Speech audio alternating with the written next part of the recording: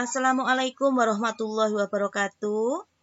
Apa kabar anak-anak hebat yang ada di rumah? Hari ini Bu Guru akan menemani kalian belajar tentang perkembangbiakan vegetatif pada tumbuhan. Kalau yang kemarin kita membahas tentang perkembangbiakan generatif, sekarang kita pindah ke vegetatif. Seperti kita ketahui sebelumnya, perkembangbiakan tumbuhan itu ada dua, yaitu generatif atau kawin yang sudah kita bahas sebelumnya, dan ada vegetatif atau tidak kawin. Pada perkembangbiakan vegetatif atau tidak kawin ini, keturunannya dihasilkan dari satu induk saja. Hasilnya, keturunan ini memiliki sifat yang identik dengan induknya. Kalau misalnya tumbuhan itu berbuah manis, maka keturunannya juga akan berbuah manis. Vegetatif terbagi menjadi dua, yaitu vegetatif alami dan vegetatif buatan. Kita bahas dulu. Yang pertama yaitu vegetatif alami. Contoh dari vegetatif alami misalnya akar tinggal atau rizoma atau biasa disebut dengan rimpang. Batang yang tumbuh menjalar dari dalam tanah atau biasa disebut dengan akar tinggal, akar rimpang, atau bisa disebut dengan akar tongkat atau rizoma itu. Contohnya yaitu lengkuas, jahe, kunyit, dan temulawak. Itu adalah tanaman obat-obatan dan bisa digunakan untuk memasak juga. Jadi aslinya itu adalah batangnya yang menjalar dalam tanah. Kemudian yang kedua yaitu tunas. Tunas ini terdapat pada tumbuhan pisang dan bambu.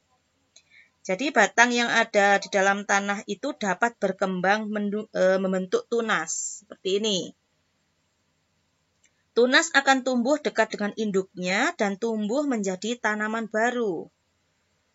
Tapi ada juga tunas yang tumbuh di tempat lain, sehingga disebut dengan tunas liar atau tunas adventif. Contohnya pada tumbuhan cocor bebek dan sukun.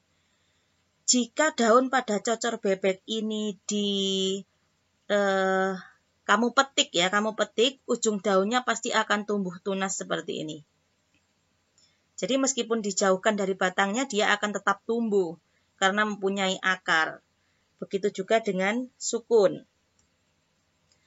Yang selanjutnya adalah spora. Spora itu adalah inti sel yang berubah fungsi menjadi alat perkembangbiakan. Contoh tumbuhan yang berkembang biak dengan cara ini yaitu tanaman paku. Tanaman paku ini sporanya ada di daun. Ini ya, sporanya ada di daun ya, seperti bulatan kecil-kecil yang menempel, itu sporanya. Spora ini terletak pada kotak spora atau yang biasa disebut sporangium yang berkumpul di dalam sorus yang merupakan kumpulan kotak spora. Sorus ini terletak di bawah daun yang berubah seperti bintik-bintik kecoklatan. Saat sporangium pecah, maka spora akan keluar dan jatuh pada tempat yang cocok. Barulah akhirnya tumbuhan paku itu dapat tumbuh menjadi tanaman yang baru. Selanjutnya adalah umbi.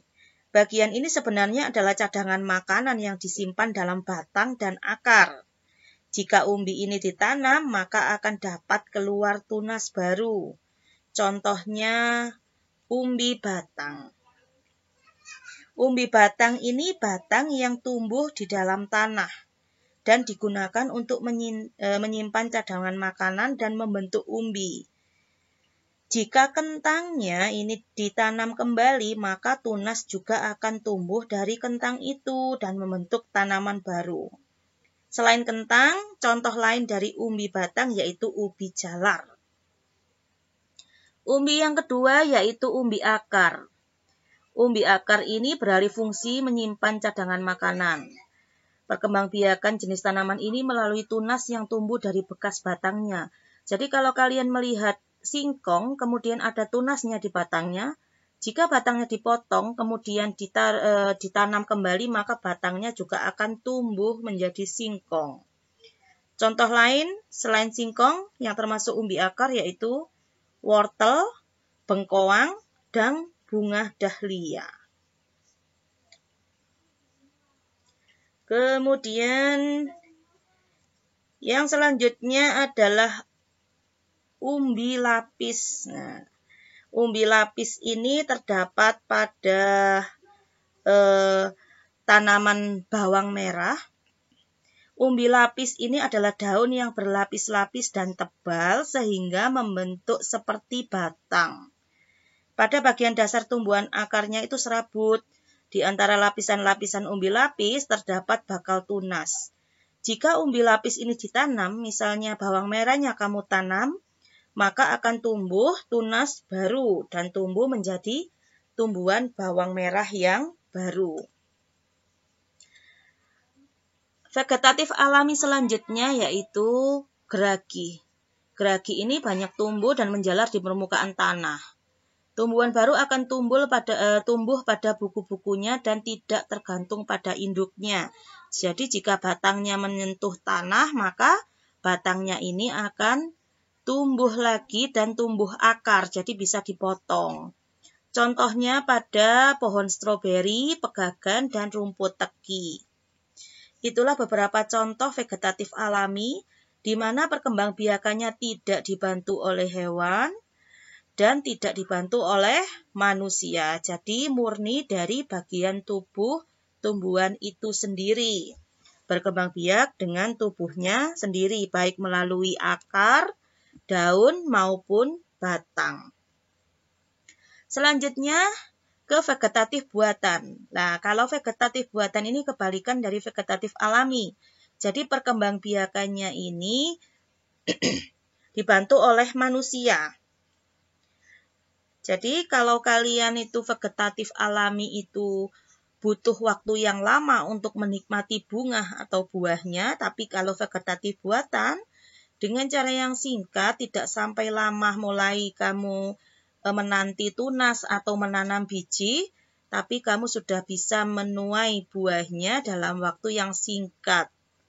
Tidak seperti menanam saat kamu mulai menanam tunas. Contoh dari vegetatif buatan misalnya cangkok.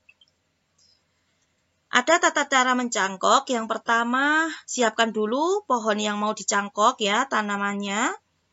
Belah sedikit batang tumbuhan yang mau dicangkok sepanjang 2,5 cm dengan kedalaman 0,5 cm.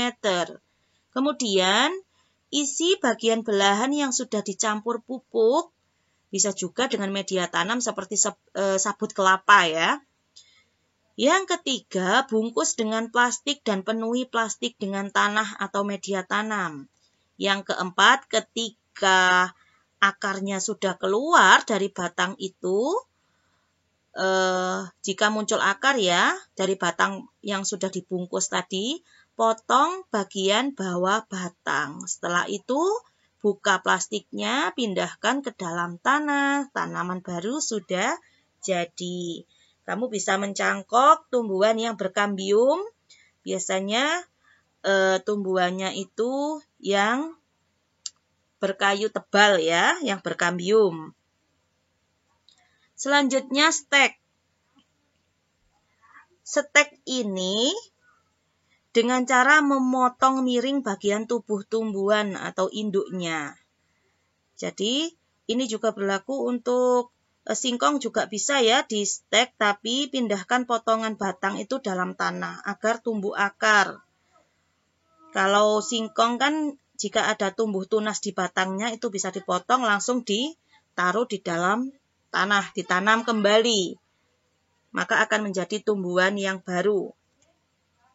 Selanjutnya yaitu mengenten. Cara-cara mengenten itu sudah ada 4 cara hampir sama dengan stek. Kalau mengenten itu metode perkembangbiakan buatan yaitu menggabungkan 2 tanaman yang berbeda jenis.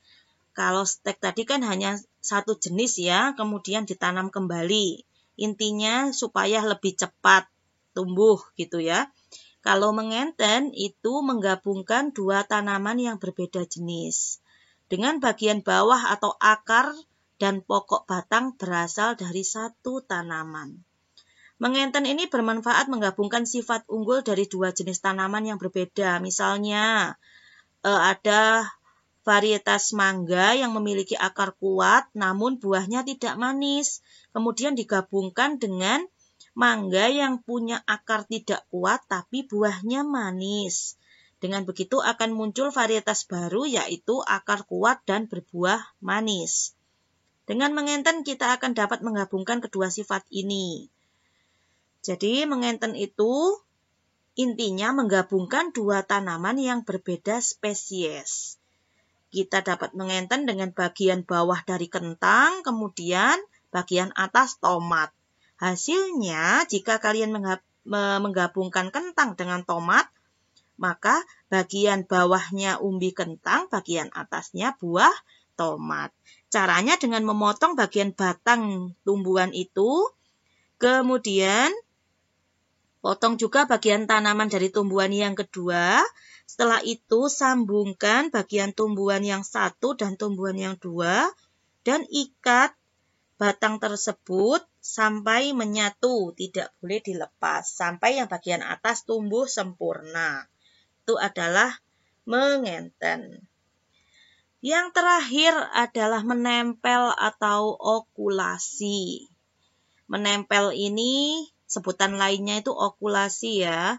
Caranya yaitu menghasilkan tanaman baru dengan menempelkan tunas muda pada ranting atau bakal tanaman induknya. Tujuannya yaitu menggabungkan dua sifat tanaman yang berbeda jenis. Hampir sama tadi ya dengan yang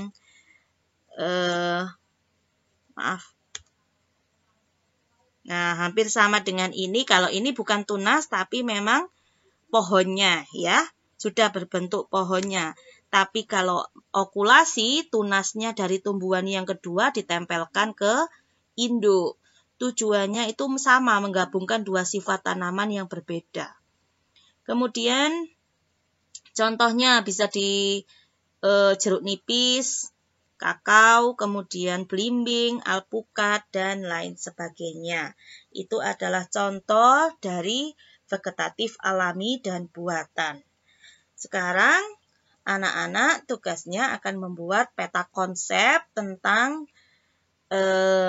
vegetatif alami dan buatan. Untuk tugas selanjutnya silakan buka Classroom masing-masing atau WA group dari Bapak Ibu Guru dan kerjakan tugasnya secara tepat waktu dan bertanggung jawab. Tetap jaga kesehatan, selamat belajar, selamat beraktivitas. Assalamualaikum warahmatullahi wabarakatuh.